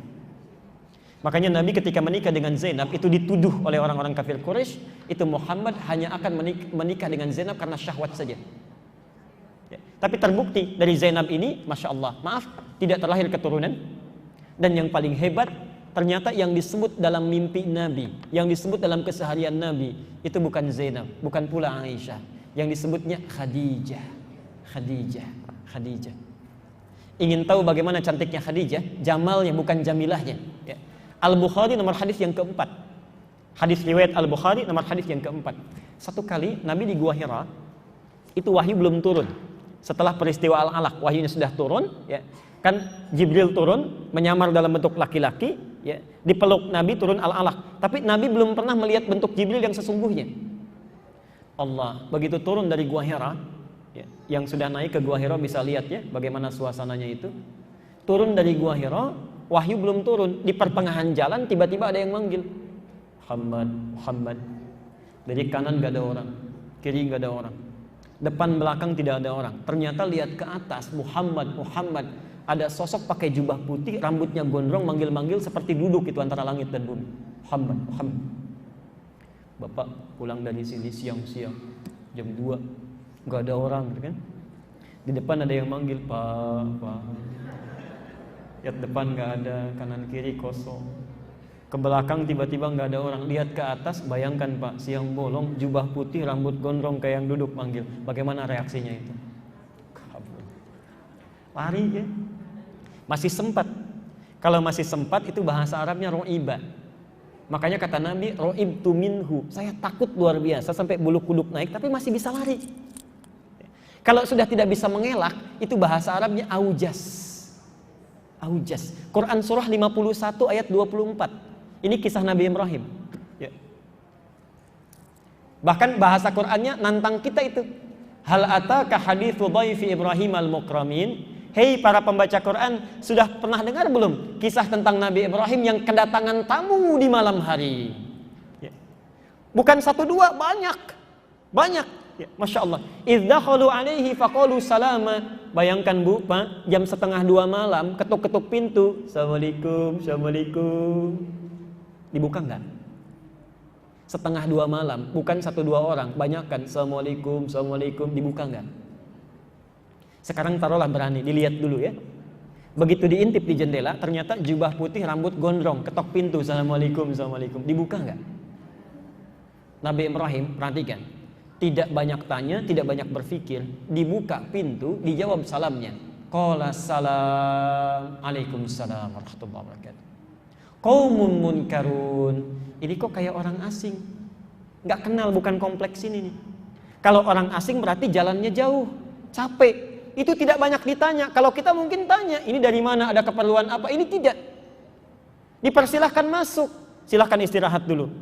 Faragha ila ahlihi faja'a bi'idnin samin. Karena tahu tamunya lapar, itu sampai cari makanan, Pak, Bu.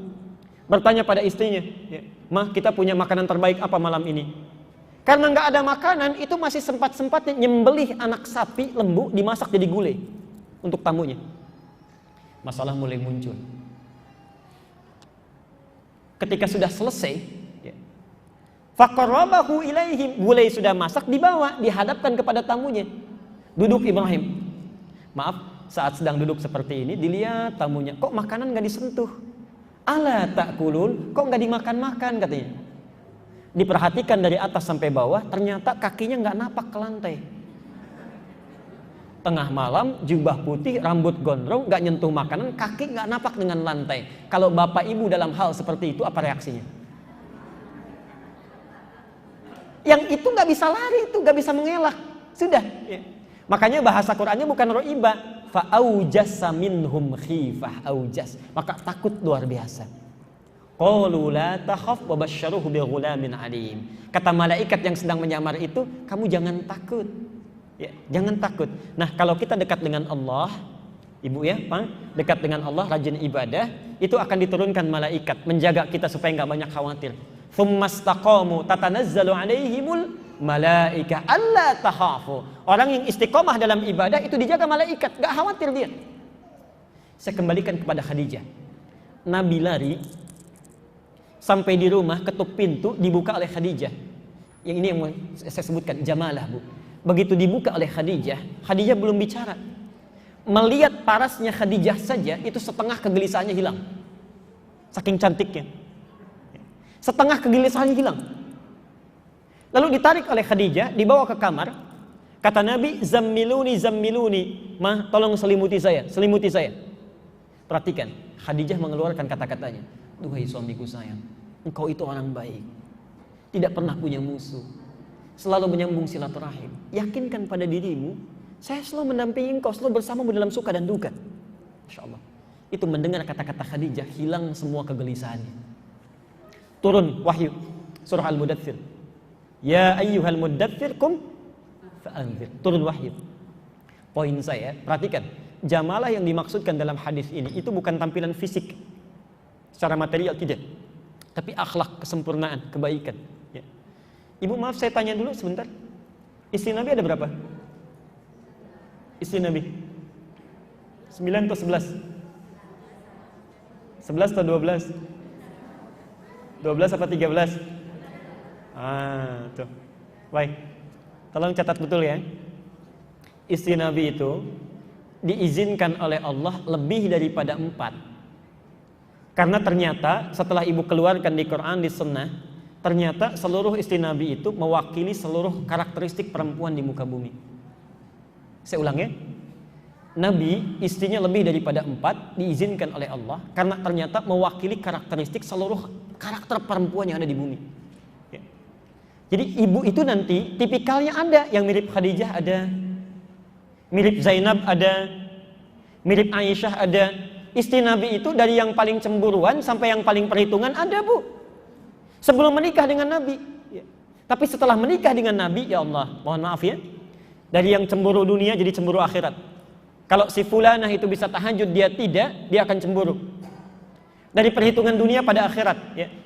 Tadinya uang belanja, sekarang satu kurma bagaimana bisa menjadi ibadah. Itu jamalah. Ya. Jamalah. Oh. Silakan. Jadi tolong dicek ya, Bapak Ibu sekalian, mohon dicek. Coba sampai dengan siang ini, coba dicek saat ibu pulang, ibu mirip siapa itu? Ya. Apa sudah seperti Khadijah? Atau barangkali belum mendekati Zainab, Aisyah, Hafsah? Sempurnakan ya. Satu jamalah. Dua, kata Nabi, 5 liha, karena hartanya. Karena hartanya. Ini mawaddah, maddah. Ya. Tapi maaf, ada yang salah paham.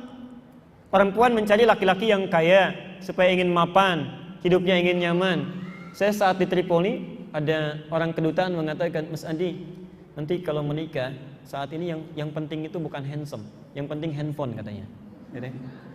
Mawaddah, maddah, materi, fisikal. Ya.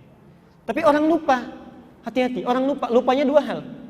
Satu, yang dimaksud maddah mal dalam hadis ini itu bukan tampilan kaya atau miskin, bukan. Maksudnya, kalau seorang suami ingin mencari calon istri, coba cari perempuan yang bisa manage harta suaminya, menyeimbangkan keadaan pola hidupnya dengan penghasilan suaminya. Maaf Pak ya, kalau Bapak punya anak laki-laki misalnya, penghasilan 5 juta, maka maksud hadis ini jangan cari istri yang zakat malnya saja 10 juta misalnya. Itu gak akan nyambung. Gak nyambung. 3 saya percepat. 3 linasabiha, nasab keturunan, latar belakang pendidikan. Tapi yang keempat, ini yang mau saya tekankan Bu ya, Pak. Akhlak lidiniha. Ini maddah yang paling penting. Ya, bekal yang paling utama. Lidiniha kata Nabi, lihat perilaku keagamaannya. Sopannya, tuturnya, salatnya. Mawaddah yang dimaksudkan dalam ayat Quran ini, ya, mawaddah wa ja'ala bainahum mawaddah wa rahmah. Mawaddah yang dimaksudkan perhatian fisikal. Ibadahnya, salatnya, ya, bagusnya, akhlaknya, tuturnya, itu yang paling utama. Yang paling utama. Ya. Bapak untuk laki-laki dulu ya, karena ada bapak-bapak ini. An-Nisa 34. An-Nisa 34. Peran suami yang pertama apa di dalam Quran? Ar-rijalu qawwamuna 'alan nisa. Laki-laki itu pemimpin bagi istrinya, ya, bagi istrinya. Ibu, ciri khas pemimpin apa, Bu? Ciri khas pemimpin? Melindungi, apa lagi? Tanggung jawab, apa lagi? Ciri khas pemimpin itu yang paling dominan tidak mau dipimpin. Itu yang pertama, ya. Makanya kalau ibu mengarahkan sesuatu jangan seperti pimpinan. Ya. Jangan ada 2 matahari di rumah, itu repot tuh ya. Nanti saya masuk pada bagian yang lebih rincinya, ya. Yang mau saya terangkan, hati-hati. Saat seorang suami dengan istri sudah menyatu, kadang-kadang suka lupa. Sebelum berumah tangga, mawaddah muncul. Coba kalau sebelum menikah, pulsa dibelikan, kan? Perhatian muncul, sakit gigi aja terbang dari Kalimantan sampai ke Kelapa Gading, muncul. Setelah menikah lupa. Ya. Padahal itu bisa dimunculkan, misal, ya, saat sedang gelisah, kenapa sih bapak kalau pulang nggak beli kue yang disukai oleh istrinya? Ya. Ibu saat bapak capek nggak masakan makanan kesukaannya, itu mawaddah namanya. Tapi yang paling penting perhatian yang dimaksudkan perhatian mawaddah dalam bentuk fisikal. Ya. Sholat, saat bapak mau sholat istrinya diajak, saat mau baca Quran istrinya diajak, tilawah sama-sama, itu mawaddah yang paling berkesan Pak. Bu. Makanya disebut pemimpin, bukan pemimpin dalam hal duniawi saja, tidak, tapi dalam spiritualnya. Mohon maafkan saya Pak kalau bahasanya kurang tepat. Bapak kalau di masjid jadi makmum, tapi di rumah jadi imam. Bagaimana bisa menjadi imam yang baik kalau tidak bisa mengimami? Saya di Garut, ini kisah nyata Bu, Pak. Saat pulang dari Panjalu, di Garut pernah ada satu pertanyaan. Ustadz, ada suami istri sudah menikah, baru menikah, itu laki-lakinya jarang baca Quran. Padahal maharnya mushaf, seperangkat alat sholat plus mushaf. Tapi jarang baca Quran, Masya Allah. Yang hafal, bayangkan, sampai menikah yang hafal cuma Al-Ikhlas saja, Qul Huwallah. Sampai menikah. Saat menikah ibu mertua ingin diimami, subuh baca Al-Ikhlas, maghrib baca Al-Ikhlas karena jahar. Begitu masuk Isya, kata ibu mertuanya, ini kisahnya tadi sampaikan pada kami. Kata ibu mertua, nah, ibu ngerti kalau baca Al-Ikhlas rakaat pertama, tapi tolong yang kedua ganti ya dengan surah lain. Begitu baca waladhdallin rakaat kedua, dia tunggu agak lama, dikira ibu mertua cari ayat yang lain. Ternyata nengok ke belakang dikatakan, "Mah, boleh enggak qul huwallah lagi?" katanya. Itu nyata ditanyakan, ya. Ustadz, bagaimana hukumnya? Saya bilang pasti sholatnya batal dan dia mesti belajar. Itu mawaddah. Ya. Terakhir dan saya tutup dulu di sini, kita bacakan pertanyaan. Ya. Rahman.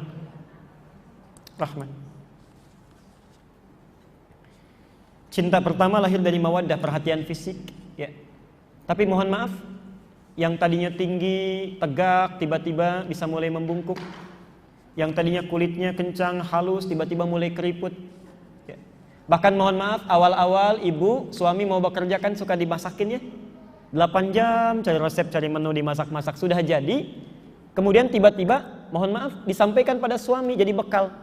Di jalan, bapak menemukan orang yang belum makan selama 3 hari. Pak, mohon bantu. Bapak kasih nggak makanannya? Istri sudah masak 8 jam tuh sambil cari resep. Sudah jadi dikasih pada bapak. Di jalan ada orang 3 hari belum makan, minta. Bapak kasih nggak makanannya? Kasih. Jadi mawaddah itu masih bisa dibagi, masih bisa terbagi. Bahkan kalau orang cinta pada yang fisik saja, ketika yang fisiknya sudah tidak ada, bisa pindah itu Bu, bisa pindah. Seseorang yang modal cintanya cuma mawaddah saja, bapak nikah dengan ibu karena cantiknya, cantik fisik, begitu fisik sudah berkurang itu bisa pindah. Ibu cinta pada bapak karena materi saja, dompetnya, kedudukannya. Begitu sudah turun itu bisa berpindah. Ini persoalan. Karena itu yang kedua, ini yang kita akhiri bagian pertamanya, turunlah konsep rahmah. Rahmat. Tidak cukup cinta keluarga di rumah tangga dengan mawaddah saja, harus ada rahmat. Apa itu rahmat? Saya percepat. Rahmat itu perhatian yang dalam. Perhatian yang dalam. Sudah? Maaf. Perhatian yang dalam yang lahir dari ketulusan hati. Yang lahir dari ketulusan hati, itu rahmat namanya. Tempatnya, keadaannya disebut dengan rahim. Rahim.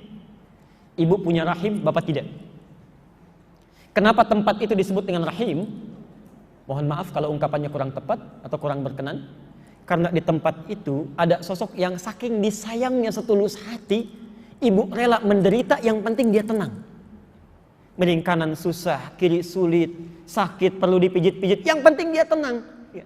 Makanya kata para sebagian ulama, kenapa bayi itu ketika lahir dia menangis? Hikmahnya karena takut tidak merasakan lagi ketentraman saat berada dalam rahim. Saking disayangnya itu. Insya Allah. Nah, kalau rumah tangga itu ingin awet, ingin bagus, maka dahulukan oleh suami terlebih dari istri, itu rahmat. Dorong dengan rahmat. Ya. Bapak mengajak ibu untuk tahajud, jangan cuma karena tanggung jawab saya, dengan rahmat, dengan sayang, tulus. Ibu mengajarkan pada ayah misalnya, dorong supaya mau berjamaah ke masjid, dengan rahmat. Ya. Itu akan luar biasa, Masya Allah. Luar biasa. Susah untuk dibagi, Bu, Pak. Ya. Bagaimana caranya? Ini yang mau saya tutup. Quran surah ke-91 ayat 7-10. Dan di sini seringkali bencana di rumah tangga muncul. Karena tidak bisa rahmat dipraktekkan, jangankan 30 tahun, ada yang baru 3 bulan sudah berpisah karena hilang ini nih. Ya. Bahkan disebut oleh Quran, kalau konsep ini dipraktekkan, itu kehidupan tenang, itu luar biasa. Gak banyak masalah. Yuk kita mulai. Wa nafsi wa ma sawwaha fa'alhamaha fujuraha wa taqwaha. Pelan-pelan. Saya mau tulis ya, di sini nggak ada. Di sini nggak ada, saya alihkan ke sini.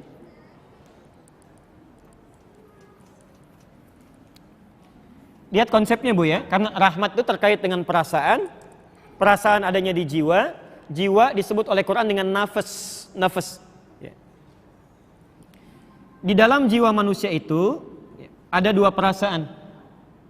Takwa, sifat-sifat baik.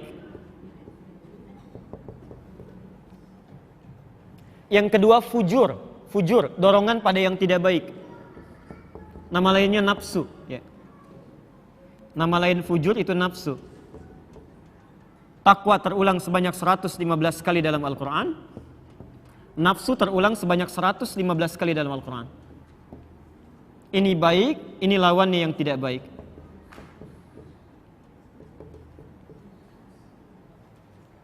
Sekarang fokus dengan saya.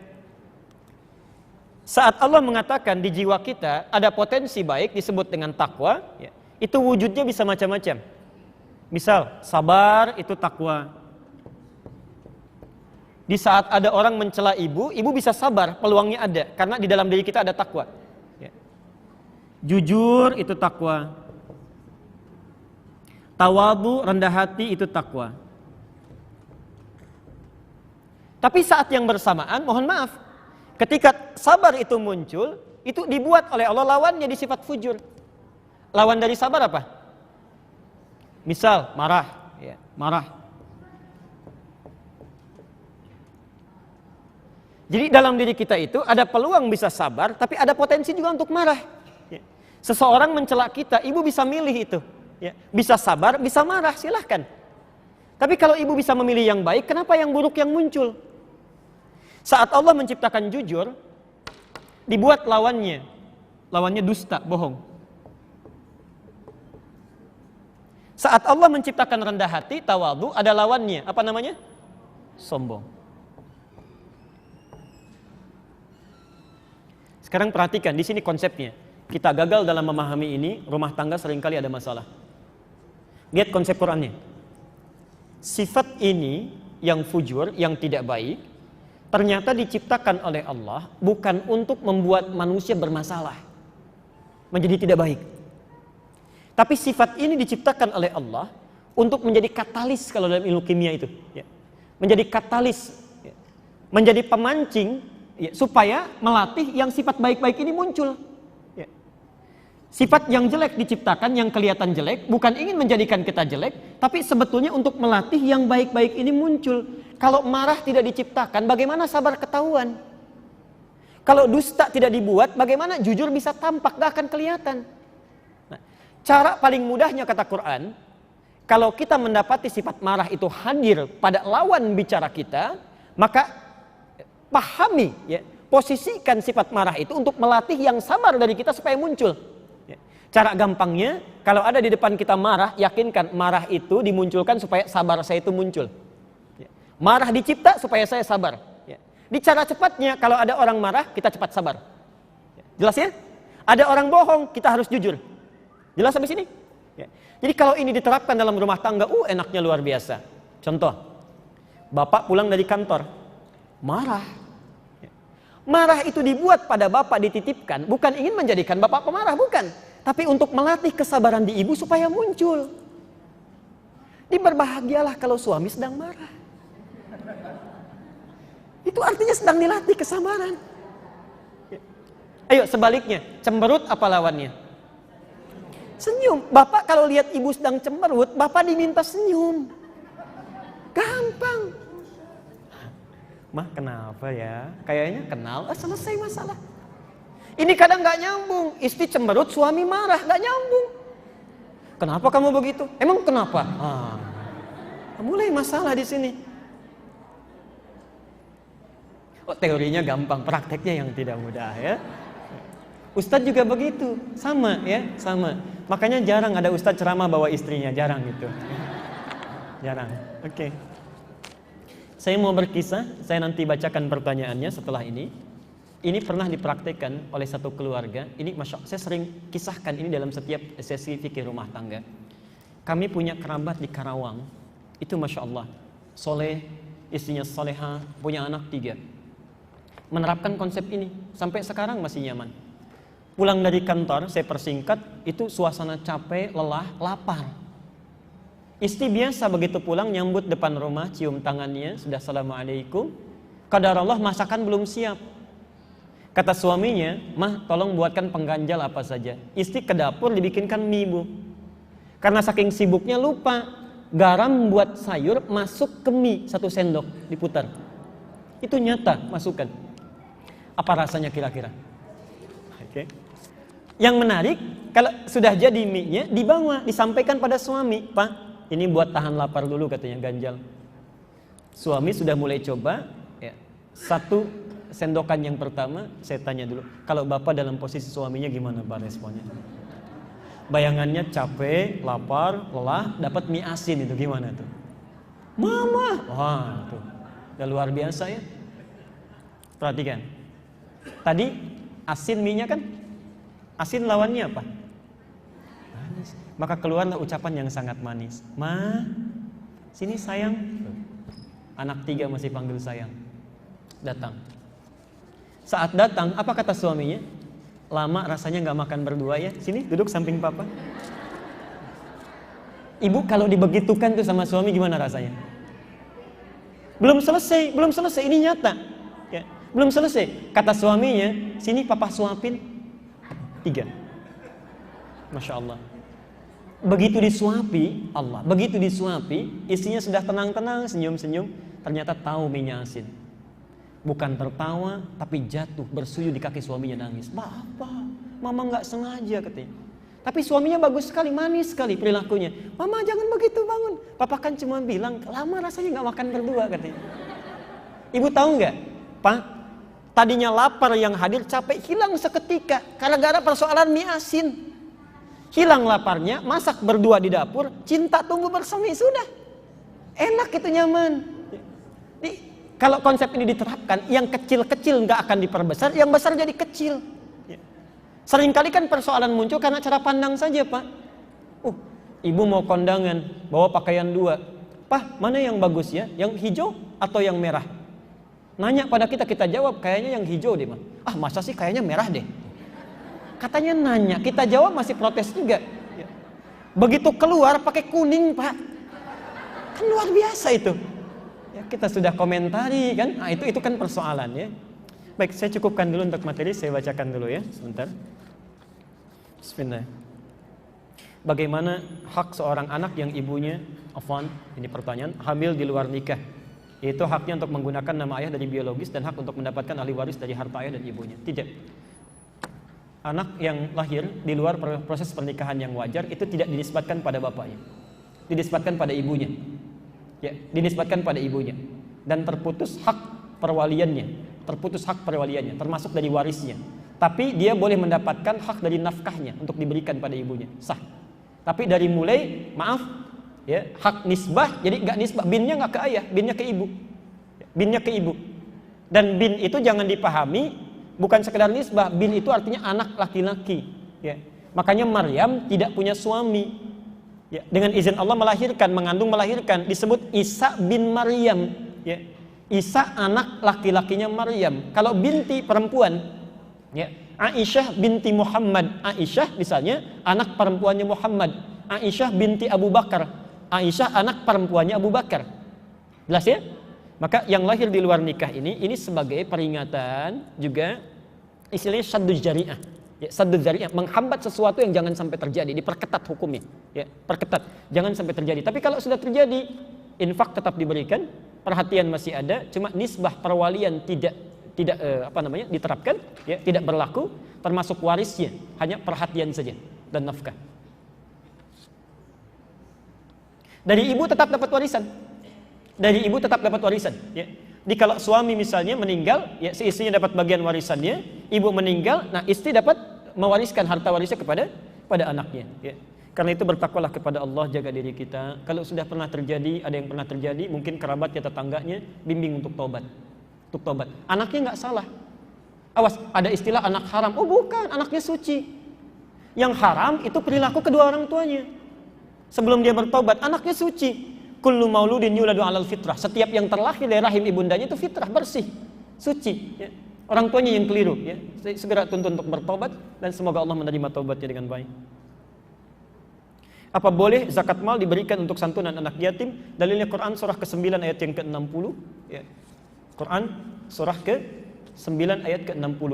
Hanya ada 8 golongan yang diperkenankan menyalurkan zakat mal. Kepada 8 golongan itu saja. Ya. Di luar 8 itu nggak boleh. Di luar 8 tidak diperkenankan. Apa saja itu? 1. Innamas shadaqatu lil fuqara, yang fakir. Kedua, wal masakin, yang miskin. Ketiga, wal amilina 'alaiha, yang bekerja mengurus zakat tapi tidak nyambi. Ya, bukan nyambi. Jadi misalnya ada pegawai kantoran, lalu nyambi ikut zakat, itu tidak menerima bagiannya. Karena itu bahasanya 'alaiha, ada 'alaihanya bukan amilin saja. 'Alaiha itu harfu tarkizin, huruf yang fokus di satu bidang, tidak nyambi dengan yang lain. Ya. Wal mu'allafati qulubuhum, dan seorang yang tertarik kepada Islam, belum masuk Islam atau sudah masuk Islam tapi masih lemah keislamannya. Ya. Misal ada non-muslim, ibu punya kawan, selalu bertanya, ibu Islam itu bagaimana sih? Selalu tanya tentang sholat. Itu boleh dari zakat mal diberikan CD-CD Islam, buku-buku Islam, berikan pada orang itu, sah. Ya. Wa fir riqab, ya, budak itu di masa lalu. Ya. Kemudian wal gharimin, yang punya terlilit utang, tapi utang untuk kebaikan. Ya. Ada pengusaha nyumbang dana untuk bangun masjid. Ya. Setelah jadi masih ada tunggakan, kemudian bangkrut usahanya. Itu boleh dibantu dengan zakat. Makanya bahasanya gharimin. Gharimin itu utang dalam kebaikan, ya, yang sifatnya maslahat agama. Tapi kalau utang dalam hal yang sifatnya bukan maslahat agama, maka disebut dengan dain. Ya. Orangnya dainin. Ya. Pak, mohon maaf, saya punya utang, boleh nggak dapat zakat? Utang apa? Kredit mobil belum lunas, Pak. Itu tidak. Ya, nggak dapat itu dainin. Itu dainin. Ya. Wa fi sabilillah, berjuang di jalan Allah. Ya. Ada yang jihad dengan fisik. Ada anak-anak yang sedang sekolah, boleh dikasih uang zakat. Ya. Yang terakhir, wabnis sabil, orang di perjalanan yang kehabisan bekal. Jangan lihat kaya atau miskinnya, tidak. Bekalnya habis, sulit dia, bantu dengan zakat. Anak yatim boleh diberikan dari zakat mal kalau dia termasuk dari 8 golongan ini. Dia fakir, dia miskin, atau selanjutnya, yang seterusnya, itu boleh. Ya, boleh. Yang paling diprioritaskan untuk anak yatim itu infak. Infak. Dalilnya Al-Baqarah ayat ke-215. Yas'alunaka madza yunfikun. Mereka bertanya kepadamu apa yang diinfakkan. Qul ma anfaqtu min khair. Kata Quran, perhatikan kalimatnya. Kalau Anda mau infak mesti yang paling bagus, bukan yang jelek. Ibu punya uang 100 ribu, 50 ribuan dua. Yang satu sudah lecak, gak enak dilihatnya. Yang satu masih keluar dari ATM, segar. Ada yang minta, mau infak, mana yang diberikan? Oh, hati-hati. Al-Baqarah 267, kata Quran, wala tayammamul khabitha minhu tunfikun. Jangan sampai ada orang infak dari yang paling jelek. Walastum bi akhidhihi illa an tughmidu fih. Kamu aja lihatnya nggak suka, kamu berikan orang. Ya. Kalau yang jelek kasih buat zakat mal. Ya. Yang bagus buat yang baik-baik itu. Ya. Lalu salurkan falil walidain, satu buat orang tua. Jadi kalau ibu mau infak untuk orang tua tidak dizakati ya. Orang tua tidak boleh dizakati, yang boleh infak. Ya. Wal aqrabin, kerabat terdekat. Jangan pikirkan yang jauh-jauh dulu, yang dekat. Keponakan, kerabat, bisa tetangga di samping. Boleh. Infak itu materi ya. Bisa makanan, bisa uang, pakaian. Wal yatama. Dan anak-anak yatim. Jadi pada yang yatim, infak. Wal yatama wal masakin wabdis sabil. Orang miskin dan ibnu sabil. Jadi anak yatim itu kalau bisa infak. Kalau mau zakat masuk 8 kategori tadi.